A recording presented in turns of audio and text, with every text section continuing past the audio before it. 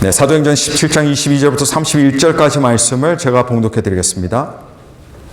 바울이 아레오바고 가운데 서서 말하되 아덴 사람들아 너희를 보니 범사에 종교심이 많도다. 내가 두루 다니며 너희가 위하는 것들을 보다가 알지 못하는 신에게라고 새긴 단도 보았으니 그런즉 너희가 알지 못하고 위하는 그것을 내가 너희에게 알게 하리라. 우주와 그 가운데 있는 만물을 지으신 하나님께서는 천지의 주제시니 손으로 지은 전에 계시지 아니하시고 또 무엇이 부족한 것처럼 사람의 손으로 섬김을 받으시는 것이 아니니 이는 만민에게 생명과 호흡과 만물을 친히 주시는 이심이라.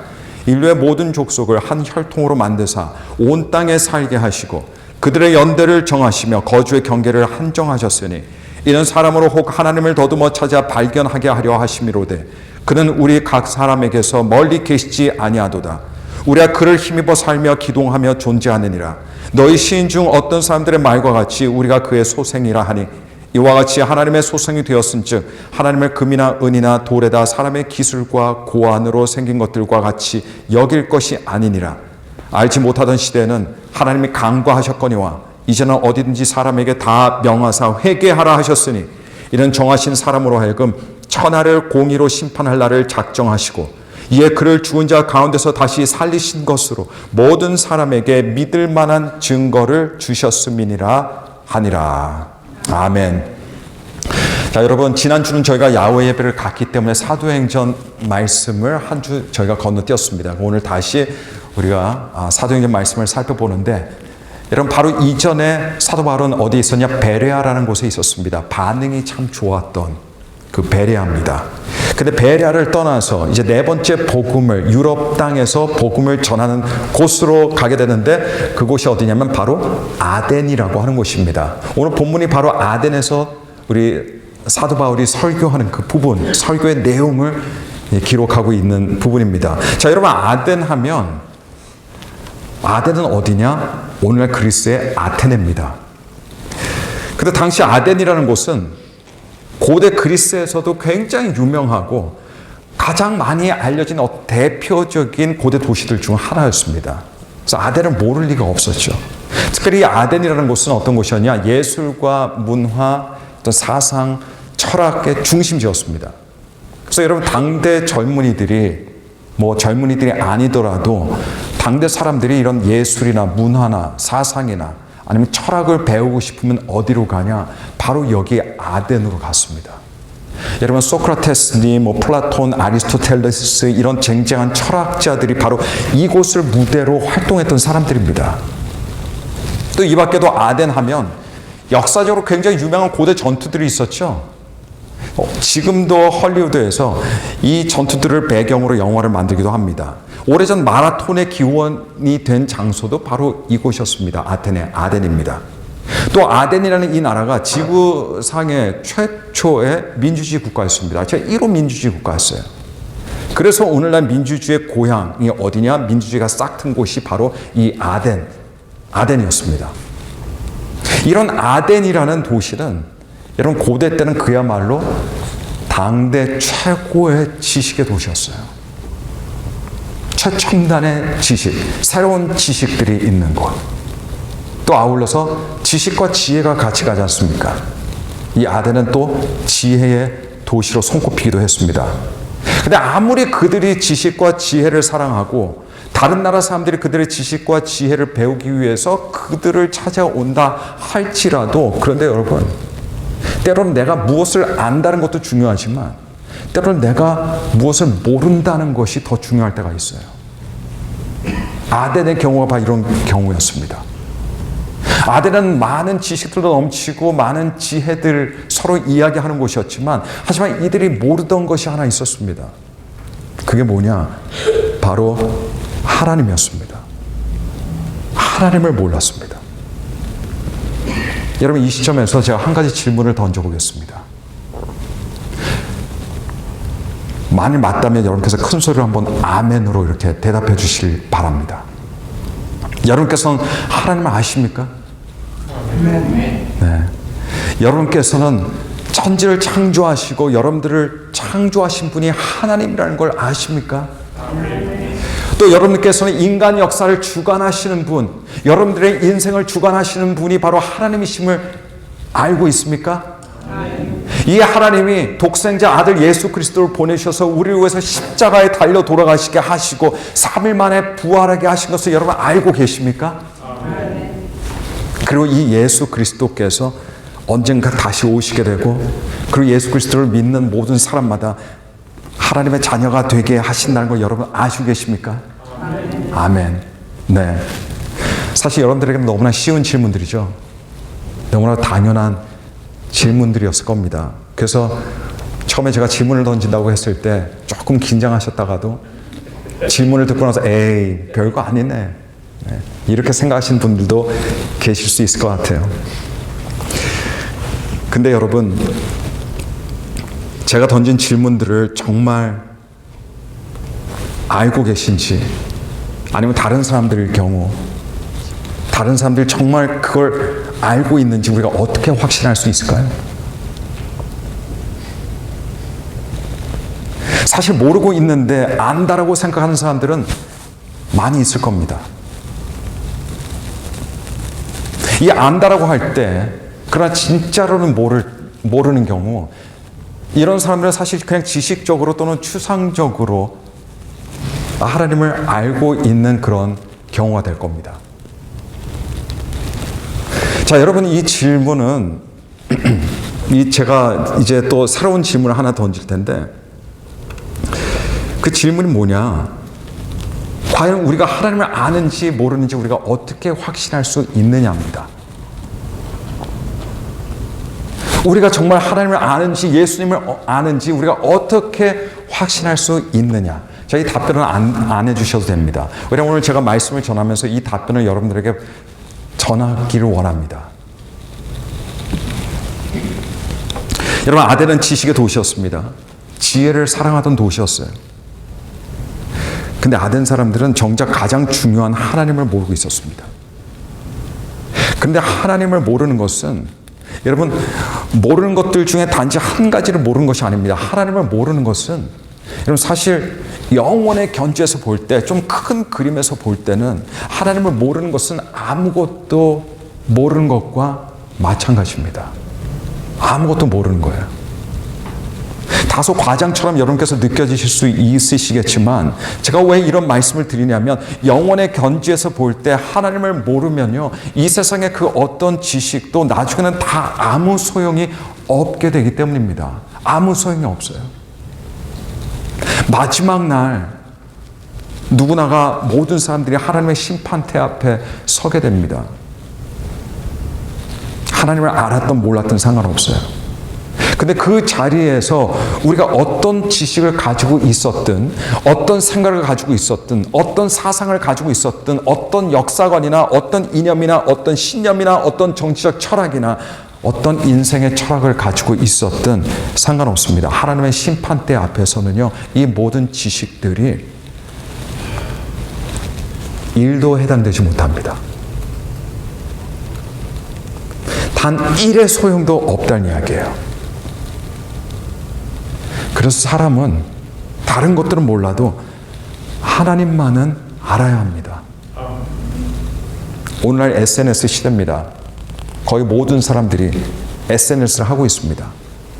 여러분께서 카톡을 하고 있다면 SNS를 하고 있는 거라고 생각하시면 돼요.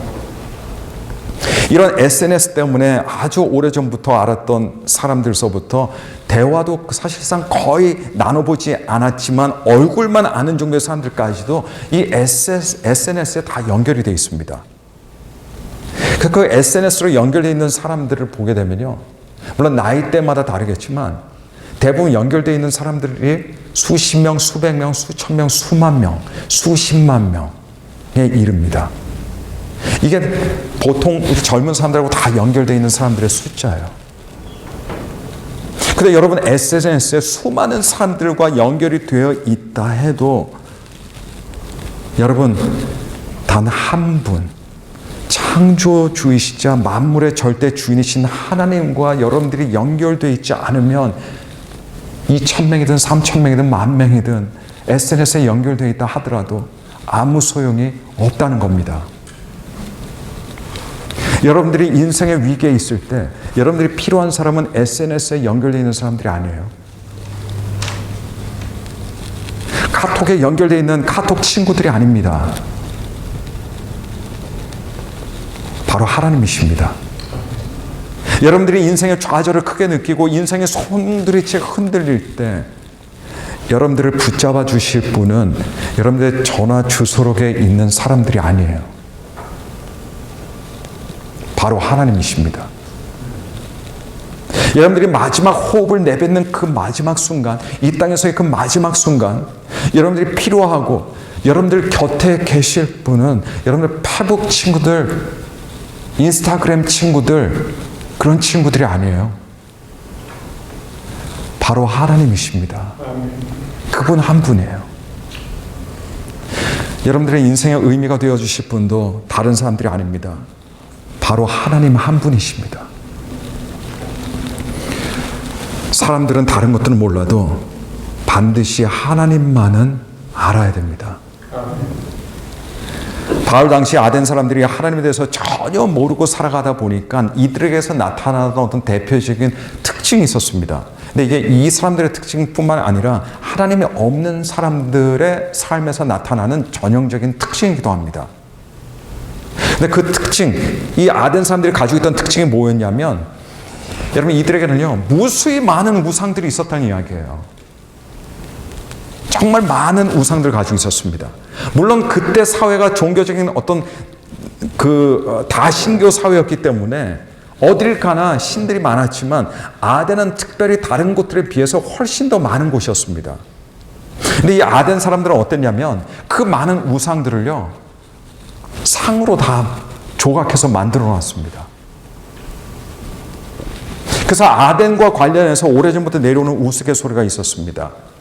그게 뭐냐면 아덴에 가게 되면 길거리에 사람들보다도 신들의 상들을 훨씬 더 마주치게 된다. 이런 말이 고대 때부터 따라다닐 정도였습니다. 오늘날의 표현을 바꾸면 그게 무슨 말이냐면 발에 차이는 게 뭐다?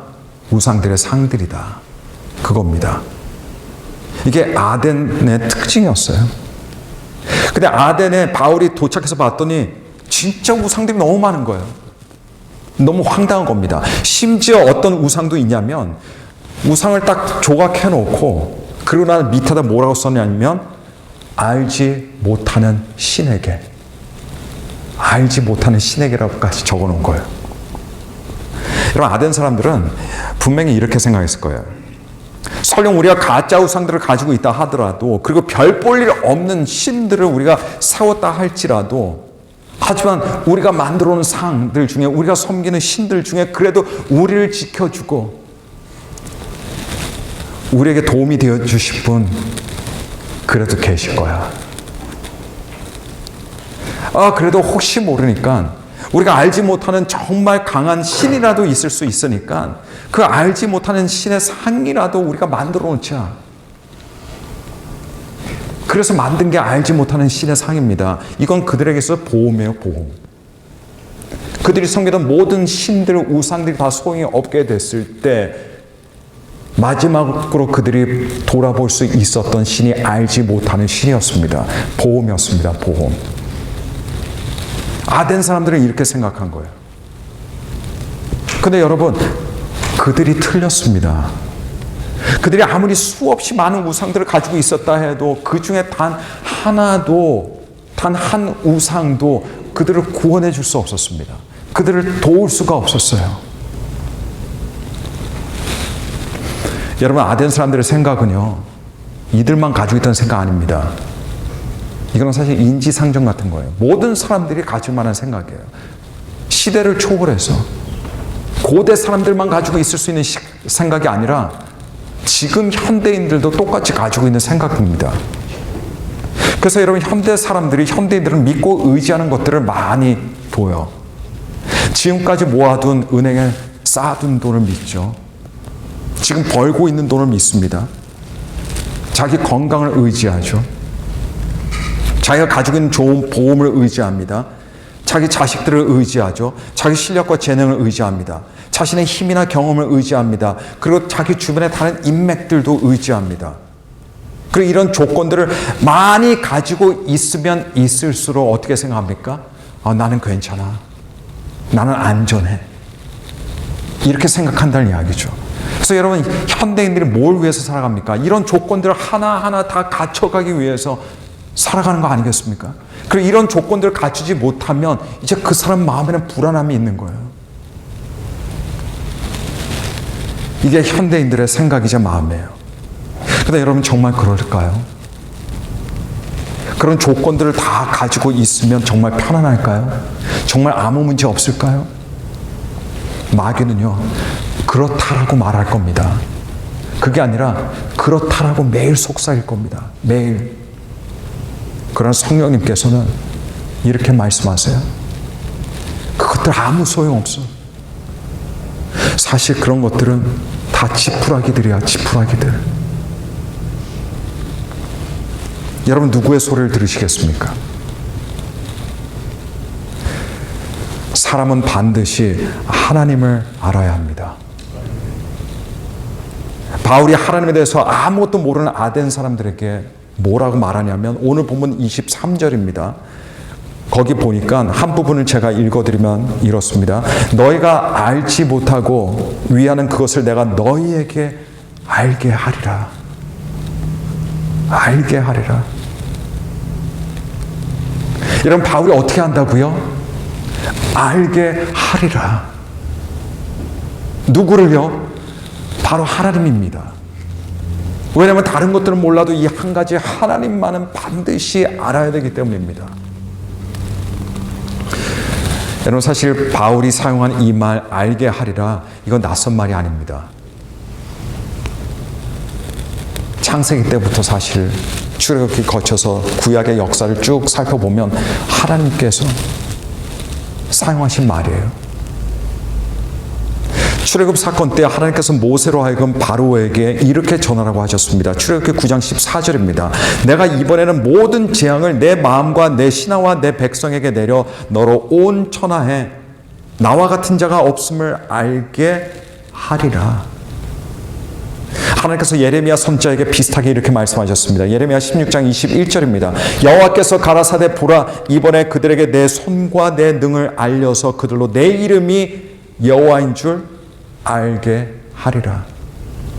하나님께서 에스겔 선지자에게도 이렇게 말씀하셨습니다. 38장 23절입니다. 이같이 내가 여러 나라의 눈에 내 위대함과 내 거룩함을 나타내어 나를 알게 하리니 내가 여호와인 줄을 그들이 알리라. 하나님께서 이사야 선지자에게도 이렇게 말씀하셨습니다. 45장 6절입니다. 해 뜨는 곳에서든지 지는 곳에서든지 나밖에 다른 이가 없는 줄을 알게 하리라. 나는 여호와라, 다른 이가 없느니라. 여러분, 하나님께서 왜 시종일관 계속 알게 하리라, 알게 하리라, 알게 하리라라고 말씀하십니까? 왜냐하면 사람들이 다른 것들은 몰라도 하나님만은 알아야 하기 때문입니다. 왜냐하면 이것은요, 생명과 죽음의 문제이기 때문이에요. 하나님을 아는 것과 모르는 것은 단순히 내가 축복받고 잘되고 행복하고 건강하게 되는 이것만 의미하는 게 아닙니다. 하나님을 아는 것은 우리의 영혼이 사느냐, 우리의 영혼이 영원히 죽느냐, 바로 이 문제라는 것을 여러분 믿으셔야 됩니다. 삶과 죽음에 관한 문제가 아니라면 구태여 여러분 멀리까지 가서 복음을 전할 이유가 없어요. 우리가 전도할 이유도 없습니다. 하나님의 말씀을 계속 읽고 그럴 필요도 없어요. 그러나 그래야만 됩니다. 왜냐? 이것은 생명과 죽음의 문제이기 때문에 그래요. 여러분, 사람들이 하나님과 관련해서 잘못하는 것들 중에 아주 큰 거 하나가 있어요. 그건 뭐냐면 사람들은 하나님을 이해하려고 한다는 거예요. 이해하려고. 하나님께서 세상을 도대체 어떻게 만드셨나 이해하려고 합니다. 하나님께서 어떻게 진짜 하나님이 되시는가 이해하려고 해요. 하나님께서 만드신 이 세상에 어떻게 나쁜 일들이 일어날 수 있는가 이해하려고 합니다. 성경의 기적들이 정말 일어날 수 있는 일들인가? 꼼꼼히 살펴보면서 이해하려고 합니다. 근데 여러분, 하나님은 이해해야 되는 분이 아니라 우리가 알아야 하는 분이에요. 알아야 하는 분입니다. 그래서 성도들에게는 이해나 납득이 아니라 믿음이 중요한 겁니다. 믿음이. 그러니까 성경이 믿으라고 하지 이해하라고 하지 않아요. 납득하라고 하지 않습니다. 믿으라고 하는 거예요. 믿으라고. 여러분, 사람이 하나님을 이해한다고 해서 얼만큼 이해할 수 있겠습니까? 우리의 이해는 지극히 제한적입니다. 왜냐하면 그분은 하나님이시고요. 우리는 사람이기 때문에 그렇습니다. 동물들이 사람들을 이해할 수 있습니까? 이해 못해요. 절대 이해 못합니다. 근데 동물들과 사람의 차이, 그리고 사람과 하나님의 차이를 비교해보면 그 차이는 어마어마합니다. 근데 우리 사람들이 하나님을 이해할 수 있습니까? 이해 못합니다. 이해 못해요. 근데 자신이 다 이해할 수 있다는 자세를 가지고 자기 이성에 따라서, 이해에 따라서 하나님이 어떤 분이신지 스스로 판단하고 결정하려고 하고 진리를 판단하려고 한다면 여러분, 그거는 바로 사탄의 교만입니다. 교만이에요. 하나님은 이해할 뿐이 아니라 알아야 할 뿐입니다. 하나님을 알아가면서 이해가 되는 부분들이 생겨요. 그래서 여러분, 성경도 하나님에 대해서 선포하고 있다는 걸 아셔야 돼요. 설득하는 게 아닙니다. 설명하는 게 아니에요. 이러니까 너희들 믿어야 된다가 아닙니다. 성경은 선포입니다. 창세기 1장 1절 처음부터 선포로 시작합니다. 요한계시록 끝날 때도 선포로 끝내요. 여러분, 하나님이 천지를 창조하셨다. 선포입니다. 너희들이 믿든 말든 하나님 창조하신 거야. 그리고 나중에 주님께서 다시 이 땅에 오실 거야. 선포입니다. 믿음을 갖는 사람들은 그 선포를 받아들이는 사람들이에요. 들을 수 있는 사람들입니다. 그래서 하나님을 알아나가는 겁니다. 여러분들이 하나님을 이해하든 못하든 여전히 하나님은 천지를 창조하신 하나님 되십니다. 여러분들이 하나님을 이해하든 못하든 하나님은 여전히 모든 능력과 모든 지혜와 모든 지식을 가지고 계신 분이라는 사실은 달라지지 않아요. 사람들이 하나님을 이해하든 못하든 하나님은 여전히 만물의 주인이시고 우리의 찬양과 모든 영광을 받으시기에 합당하시고 우리의 인생의 주인이 되시는 겁니다. 이게 변하지 않아요. 우리는 하나님을 알아야 합니다. 그렇게 이해가 되든 이해가 되지 않든 상관없어요. 그리고 하나님을 알게 될 때 비로소 가능해지는 것이 무엇입니까? 자, 이게 중요한 거예요. 하나님을 알게 되면 비로소 가능해지는 것. 그게 바로 하나님과의 개인적이고 인격적인 관계입니다. 이 관계가 가능해지는 거예요. 여러분, 하나님을 안다고 하는 사람들이 많습니다. 근데 누가 정말 하나님을 아는지, 누가 사실 하나님을 안다고 하지만 모르는지 구별할 수 있는 기준이 있어요. 그 기준이 우리 눈에 정확히 보이지는 않지만 우리에게는 답이 있습니다. 자, 아까 제가 던졌던 질문에 대한 답변이 여기에 나옵니다. 내가 정말 하나님을 아는지 모르는지 어떻게 확신할 수 있나? 사람들이 어떻게 하나님을 아는지 모르는지 어떻게 우리가 볼 수 있나? 여러분, 누군가 하나님을 안다고 하지만 그 사람이 하나님과 개인적이고 인격적인 친밀한 관계가 없다면 그 사람은 하나님을 모르는 거예요. 알 수가 없어요. 지식적이고 추상적으로는 알아도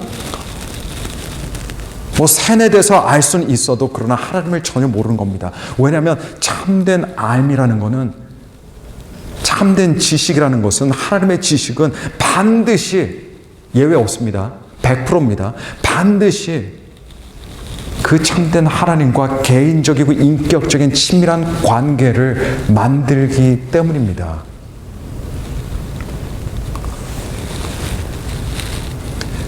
여러분, 하나님을 아시길 바랍니다. 하나님을 아는 것은 하나님과 개인적인 관계를 갖는 일이에요. 내가 목사 보고 교회 나오는 게 아니에요. 내가 사람들 보고 교회 나오는 게 아닙니다. 내가 필요가 있어서 교회 나오는 게 아니에요. 하나님의 관계 때문에 나오는 겁니다. 왜냐, 하나님은 나의 하나님이 되시고 나는 하나님의 자녀가 되기 때문에. 그래서 교회의 한 부분이 되고 일원이 되고 함께 하나님의 말씀 가운데 그렇게 성장해 나가는 겁니다. 참된 하나님에 대한 지식은 하나님과의 관계를 반드시 만들어줍니다. 하나님과 어떤 개인적이고 인격적인 관계가 아무것도 없을 때, 또 그런 아무 상관없는 그 지식들은요, 그건 다 종교적인 지식들이에요. 이런 지식들은 우리 영혼에 아무런 효력이 없습니다. 아무런 가치도 없어요. 하나님 앞에 섰을 때 제 1만큼의 효과도 없습니다. 하나님 앞에 섰을 때 하나님 저 창세기서부터 요한계시록까지 육신육권 다 읽을 수 있어요. 다 외울 수 있어요. 저 주기도문 알아요. 저 성경 구절 많이 외웠습니다. 아무 소용이 없어요. 하나님과의 인격적이고 개인적인 관계가 없다는 말입니다. 그렇다면 조금 더 중요한 이슈가 대두가 되는데요. 그렇다면 우리가 어떻게 하나님을 진짜로 알 수 있습니까? 이 문제는 결국 하나님과 개인적이고 인격적인 관계를 어떻게 가질 수 있는지로 연결이 되는 겁니다. 자, 정답은 우리가 어떻게 하나님을 알 수 있습니까? 하나님은 예수 그리스도를 통해서 알 수 있습니다. 예수 그리스도를 통해서입니다.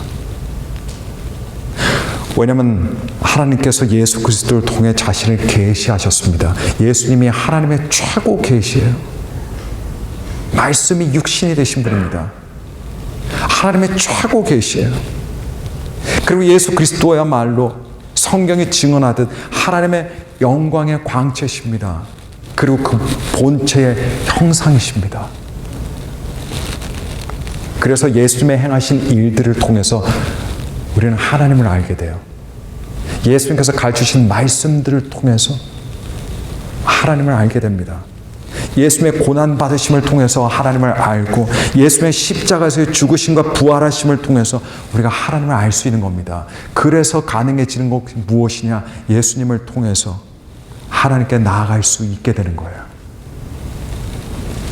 예수님 활동하실 당시에 최고의 지식인들, 그 사람들이 누구였냐? 바리새인들이었습니다. 이 바리새인들은 성경에, 그러니까 율법에 정통하던 사람이었어요. 만약 당시 사람들이 율법에 대해서 궁금한 게 생겼다, 그럼 누굴 찾아갑니까? 바리새인들을 찾아가야 되는 거예요. 이 바리새인들은 그래서 사람들에게 존경을 받고 우러러움을 받던 그런 사람들이었습니다. 근데 예수님께서 이런 바리새인들에게 뭐라고 말씀하셨냐면, 요한복음 8장 19절 말씀을 보시게 되면, 너희는 사실 하나님을 몰라. 사실 내 아버지를 몰라. 왜냐하면 너희가 나를 모르기 때문이야. 나를 모르니까 아버지도 알 수 없는 거야. 이런 바울은 예수님을 만나기 전에 그렇게 하나님에 대한 열정과 열심이 뛰어났습니다. 바울처럼 뛰어난 이 열심을 갖고 있는 사람이 없었습니다.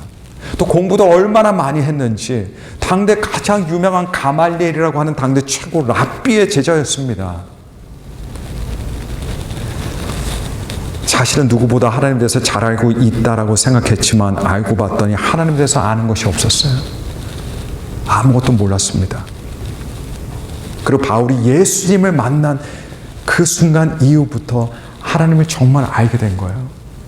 하나님의 뜻을 알게 된 겁니다. 하나님이 무엇을 원하시는지, 하나님의 사랑에 대해서 알게 된 겁니다. 왜냐하면 예수님을 떠나서 하나님을 알 수 있는 사람은 아무도 없습니다. 우리는 예수님 통해서 하나님을 압니다. 예수님을 떠나서 죄의 문제를 해결받을 사람은 없습니다. 예수님 떠나서 하나님 앞에 나아갈 수 있는 사람은 없습니다. 예수님 떠나서 하나님의 자녀가 될 수 있는 사람, 이 세상에 아무도 존재하지 않습니다.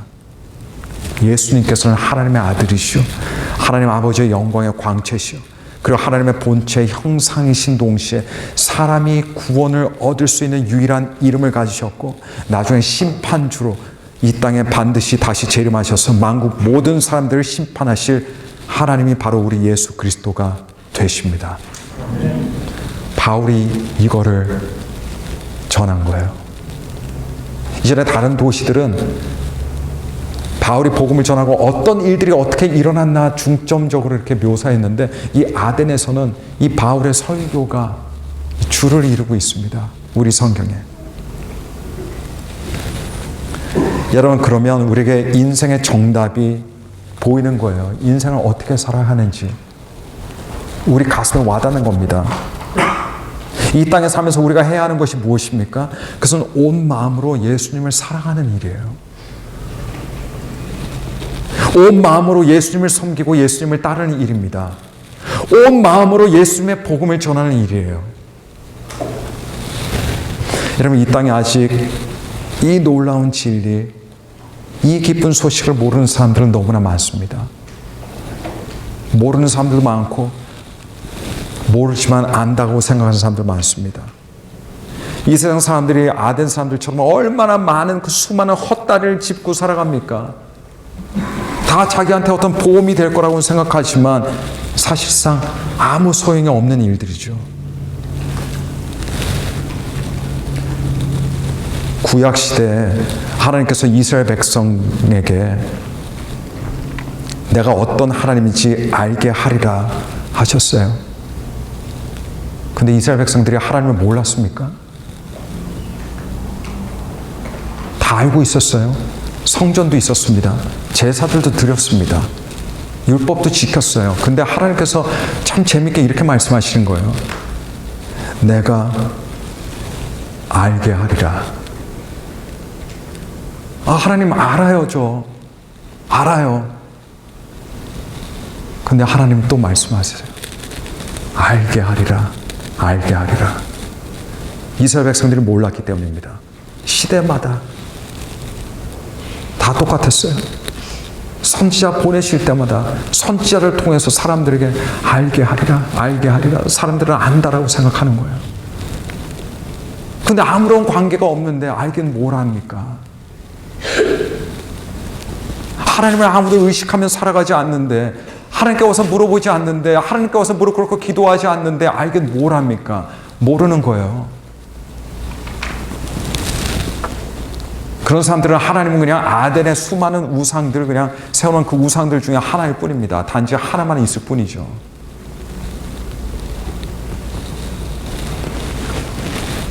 하나님은 이 시대도 마찬가지입니다. 교회들에게 말씀하시죠. 세상 사람들에게 똑같이 말씀하십니다. 내가 알게 하리라. 알게 하리라. 왜냐하면 이게 죽느냐 사느냐 문제거든요. 죽느냐 사느냐 문제예요. 그래서 여러분, 신앙생활은 죽냐 사느냐 이런 마음가짐으로 신앙생활을 하는 겁니다. 그런 마음으로 예배를 드리고 그런 마음으로 감사를 드리고 그런 마음으로 살아가는 겁니다. 주일날에는 교회 와서 예배 드리고 월요일부터 토요일까지는 다른 우상들을 놔두고 세상 사람들이 다 추구하고 원하고 꼭 있어야만 한다는 모든 것들을 다 추구하면서 사실 마음의 평화는 그것들을 통해서 얻고 하나님 통해서 얻지 못하면 관계가 없는 거예요. 하나님을 의지하지 않는 겁니다. 이 시대도 하나님께서 말씀하십니다. 내가 알게 하리라. 알게 하리라. 몰라서 멸망당하는 겁니다. 몰라서 성숙하지 못하는 거예요. 몰라서 주님의 뜻대로 살지 못하는 겁니다. 몰라서.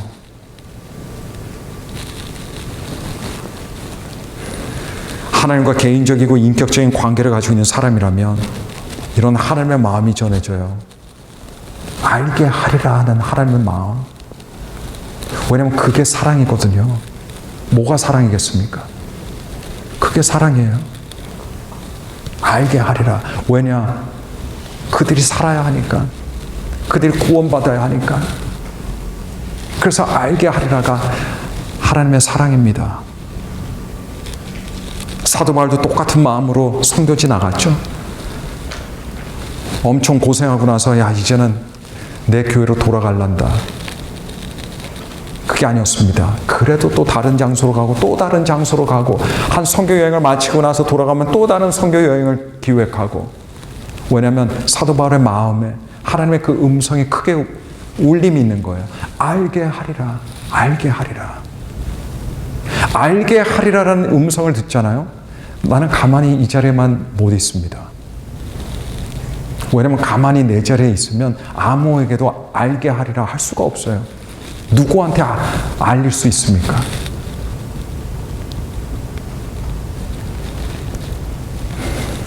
알게 하리라 통해서 하나님의 마음, 하나님의 사랑을 우리가 느낄 수 있어야 됩니다. 우리를 알게 하신 분이 하나님이십니다. 우리를 알게 하신 분이. 여러분, 멀리까지 가실 필요는 없으세요. 멀리 가는 사람은 멀리 가서 뭐 단기 선교든 장기 선교든 할 수 있죠. 꼭 멀리 선교 가야지만 되는 건 아닙니다. 하나님의 부르심이 있고 하나님께서 보내신 사람은 가야죠. 그러나 우리 삶의 자리에서 하나님을 알아야 하는 사람들이 있어요. 우리 가정에서부터 그래요. 아내든 남편이든 자식들이든 부모든 하나님을 알아야 하는 사람들이 있습니다. 그럼 우리는 알게 하리라. 하나님의 이 음성을 들을 때 우리가 예수님을 전할 수 있게 되는 겁니다. 그게 복음의 삶이에요. 복음의 삶은 내가 받은 사랑, 내가 받은 축복, 내가 알게 된 이 진실, 진리를 다른 사람에게도 알게 하자 하는 게, 이게 복음의 삶입니다. 알게 하리라가 여러분들 마음속에 그 하나님의 음성으로 큰 울림이 있기를 간절히 바랍니다. 아멘. 우리를 통해서 하나님께서는 알게 하실 겁니다. 다른 사람들이 하나님이 하나님이심을 알게 하실 거예요. 예배 자리가 얼마나 귀한 자리인지 하나님께서 우리를 통해서 알게 하실 겁니다. 기도의 자리와 순종의 자리와 섬김의 자리가, 사랑의 자리가, 용서하는 그 자리가 얼마나 귀한 것인지 하나님께서 우리를 통해서 다른 사람들에게 알게 하실 겁니다. 성도들이 함께 모여서 우리가 알게 된 이 복음을 항상 서로 나누는 겁니다. 그 기쁨을 나누면서 함께 생활하는 게 이게 교회 생활이에요. 네. 이런 복음의 놀라운 기쁨이 항상 우리 가운데 넘쳐나게 되기를, 또 우리가 다른 곳에 있을 때마다 알게 하리라는 하나님의 이 귀한 음성을 들을 수 있는 저와 여러분들이 되시기를 예수 그리스도 이름으로 축원합니다.